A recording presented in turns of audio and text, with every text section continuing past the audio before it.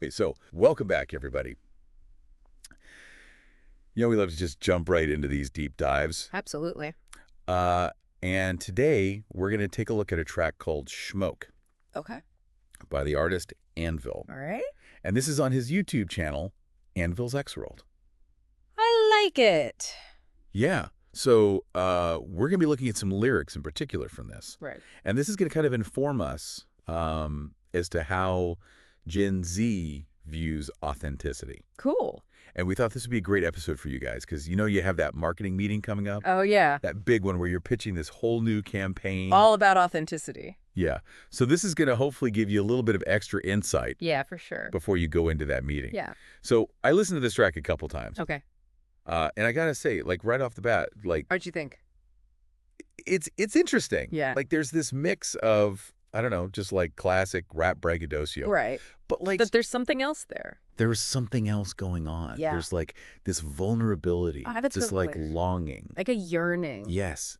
And it's really interesting to me how it all kind of plays together. Totally. Yeah, you get that kind of like aggressive posturing, like he's trying to present this image. Right. But then underneath that, there's this real desire for like genuine connection. It's fascinating. So I think maybe just to jump right into it, yeah, let's talk about the persona a little bit. All right. How do you see him coming across in these lyrics? Well, I mean, like you said, you get a lot of that classic rap kind of boasting about money, girls, that sort of thing. Like he says, I want all the cash. I want one woman. Roll a hell of grass. Yeah, that's a great line. And I think classic it is. Like you hear that, you kind of know what you're in for. Right, exactly. It's like he's performing this idea of masculinity and success, which is so central to hip hop, right? Absolutely, yeah. And it's like, think about that keeping it real thing. Oh, yeah. Like, authenticity in hip hop is often tied to struggle, right? Totally. To overcoming adversity. Yeah. So this kind of boasting fits right into that. Okay, so that makes sense.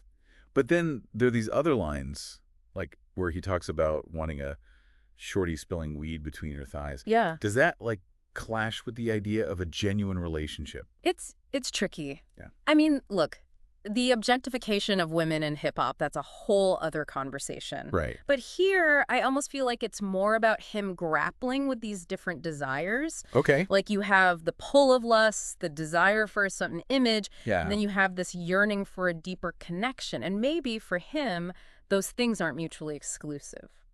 Yeah, I mean, that's really interesting to think about. It is, yeah, it's complex. Yeah, and I think that kind of leads into what I found maybe the most fascinating part of these lyrics. Yeah.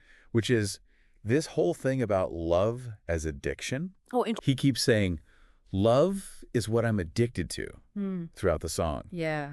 And he links it to both, like pain and this like real intense desire for one woman. Right, and that's so powerful because we typically see addiction as this negative thing, right? Yeah, absolutely. Something to be avoided, something unhealthy. Right. But he's kind of flipping that on its head. Like, yeah, it's destructive, it causes pain. Right. But it's also the ultimate goal. It's like he can't live without it. Exactly. And I think that speaks to, this generation that just craves intensity. Yeah. They want to feel things deeply, even if it comes with a cost. But it's almost like he doesn't even care about the cost.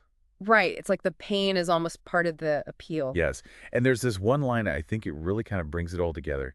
He says, my love fills hearts and breaks in my part and severs every bond. Oh. It's like this intense metaphor for the power of love. It is. And it's so interesting how he's not shying away from the messy side of things. Yeah. Like for Anvil, authenticity seems to be about embracing the full spectrum of experience. Right. The good, the bad, the heartbreak, all of it. Yeah. And I think that resonates so much with Gen Z. Absolutely. They're so much more comfortable with vulnerability. Yeah. And with these complex emotions. Yeah. So, okay, I think we got to talk about the title too. Yeah. Schmoke. Schmoke. It seems like it's like more than just about marijuana, right? Oh, for sure. What do you make of it? Well, I mean, you've got the literal meaning, of course. Yeah.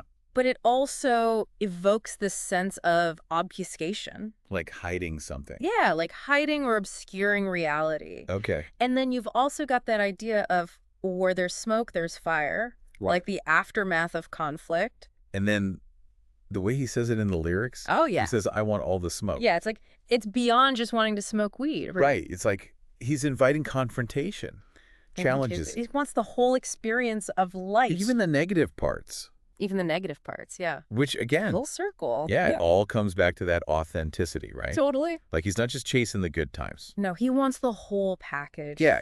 The highs, the lows, everything in between. It's like he wants to be tested. Exactly. So for all you listeners out there getting ready for those big marketing meetings, pay attention to this. This is important. Like, Anvil's Schmoke, it really gives us a look into how Gen Z is approaching authenticity these days. It's not just about keeping it real in that, like, old school way. Right. It's about acknowledging the contradictions, the messiness, Yeah. the full range of human emotions. So I guess the question is, for you brands out there, how do you tap into that? Right. How do you do that authentically? Right, yeah. How do you avoid coming off as, like, inauthentic? That's the million-dollar question. Yeah. It's a big challenge. Huge. But I think, like, if you can figure that out, you're golden. You're going to be golden. You're going to connect with this generation in a way that most brands aren't doing right now. Yeah, and that's the key, isn't it? Yeah. To really understand what authenticity means to them and then figure out how to reflect that in a genuine way. Right, because if you get it wrong, it's going to backfire. It's going to backfire. Yeah. So that's something to think about. Yeah, definitely something to ponder. There you go. Another deep dive. Another one. Done and dusted. We'll see you guys next time. See ya.